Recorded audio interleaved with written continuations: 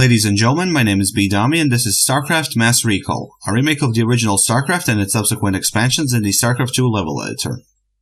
In our previous episode, we managed to start a revolution on the colony world of Antigua Prime. And we're going to finish off this revolution. But first, let's take a quick overview of the army forces present in this mission. As you can see on this army list, the Confederates can match anything I throw at them with relative ease. And to make matters worse, they also have access to a very versatile unit called the Goliath. The Goliath is a mechanical equivalent of two Marines that can attack both ground and air forces. And this is a problem considering the fact that my heaviest hitters are the Vulture Bikes and the Wraiths. The Goliath has enough armor to withstand their attacks, and its damage output will make short work of them. Luckily, it can only attack one target at a time, which makes him pretty vulnerable when facing different types of opponents. And that is the weakness I intend to exploit in order to win this mission. I apologize for not showing you this in the game itself, but I wanted to give you a more detailed plan of action. And for that I needed a map of the area. As you can see, there are two Confederate bases that I need to destroy. The base on the southeast is a resource colony, and their primary goal is gathering resources for the main base. They don't have any production facilities, but they do have an army of Goliaths to protect them. So I plan to do the following. I will transport my ground forces over to this small island and draw the Goliath's attention. Once the fighting starts, the raid squadron will fly in and attack from the flank. After the enemy is dealt with, we will move in and destroy their command center. Afterwards, we will transfer our production facilities and build some defenses as well as a new command center. When our expansion colony is set up, we will build additional forces and attack the main Confederate base. And that's the theoretical plan of attack. Now let's see if it works in practice. As you can see, most of my troops are already trained and ready to go, but I will commence the operation when the last dropship is ready. In the meantime, I'll move the raids forward to divert all unwanted traffic. Finally, the last soldier is loaded and we can commence the operation. Before we begin our attack, I'll do one final scan of the area to confirm something. Excellent. The Goliaths are still clustered up near the command center and the refinery I destroyed off screen is still missing. To be honest, that's not the only thing I did off screen. I also did a couple of scans of the area to see what I have to deal with. And upon seeing the enemy forces, I came up with a plan you saw at the beginning of the video. I skipped the preparation phase of the plan because it involves a lot of turtling and that's pretty boring to watch. So for now, enjoy the carnage while I do something that I should have done during the Jacobs installation video. Namely, why do I enjoy micro missions more than macro? This mission will serve as a good example. We started off with a small unit that had to be guided from point A to point B. I had to utilize my soldiers in a way that would not only ensure the mission's success, but also keep my heroes alive. I had to think about the consequences of my actions. Should I sacrifice one unit to protect the other? Will I need that unit later? Is there a way to avoid conflict with a bigger group of enemies? These are some of the things that you have to worry about when playing micro. And that keeps you on the edge of your seat as the mission goes on. It also gives you a rush of relief and joy when the mission's over. Base is under attack. Macro missions don't do that. They allow you to lose soldiers, but you don't feel those losses unless it's in great quantities. And at that point, you're pressing surrender and typing GG. Granted, macro is more oriented towards base management, and you suffer different forms of punishment if you don't manage your resources properly. Take a look at the current situation.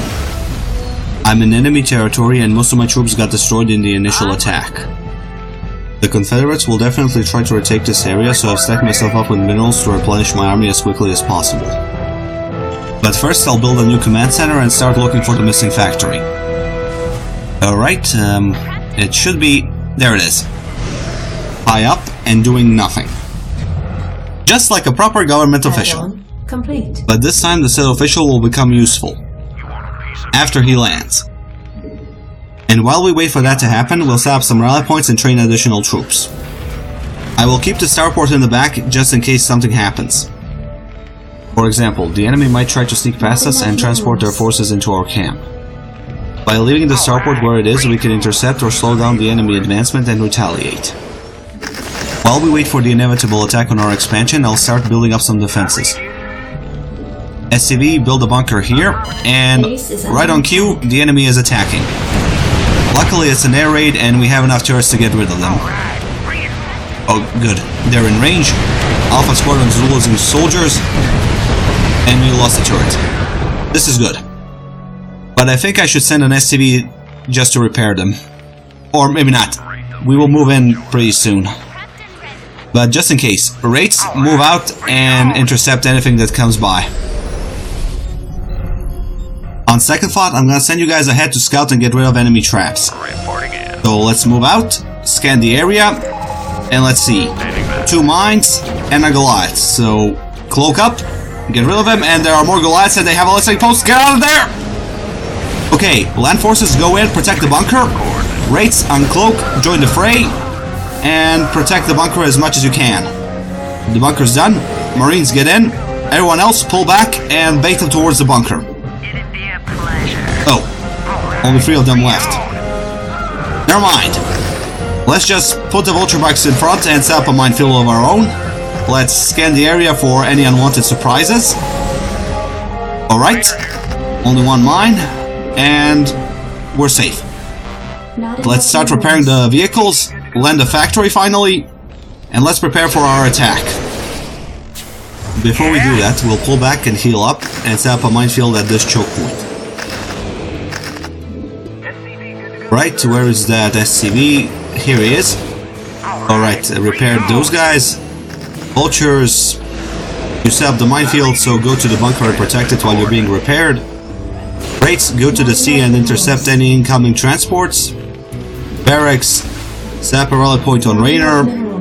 And transports, you will go to the sea and keep an eye on any movement. SCVs are having a stroke. Okay, I know it's their pathfinding bugging out, but it's funny when you see it. Let's do one final scan of the area. Not many troops there, so let's go in. Let's win this. Wraiths, pull back and wait for the ground forces to deal with the turrets. Okay, the enemy still has some forces left, but we're taking them down and one turret's gone, so let's go in and... oh no, that was a Goliath! Oh boy, no, no. Oh well. They're already getting hit, so let's do as much damage as we can. Alright, we lost many Wraiths. I know how Hitler felt when he invaded Russia. So, let's talk about the mission itself.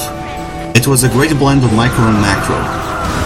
We started off with a small unit that had to be led through the enemy territory and into the rebel base.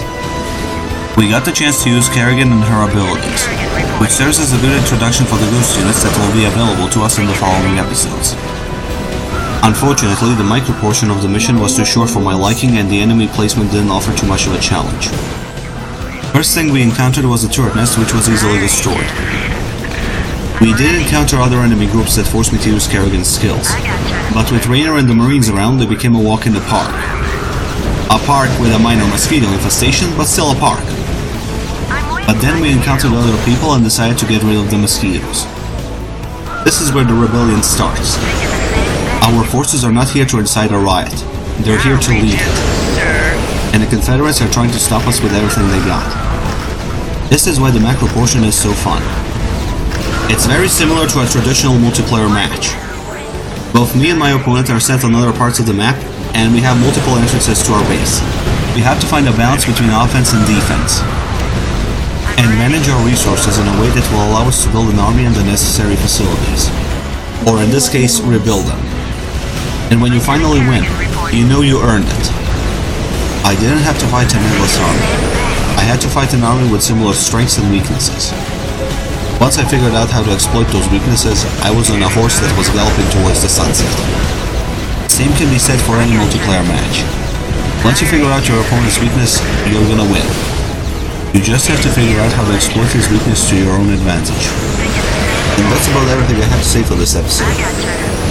It forced me to utilize my heroes in the first half, and afterwards I had to exploit my enemy's weaknesses in the second half. All in all, fun mission. I only regret that I split this episode into 2 parts, but considering the circumstances I hope you can forgive me. In any case, I hope this won't happen again. So join me next time for a full 20-minute episode of Starcraft Mass Recall. My name has been Bedomy, thank you very much for watching, and good night.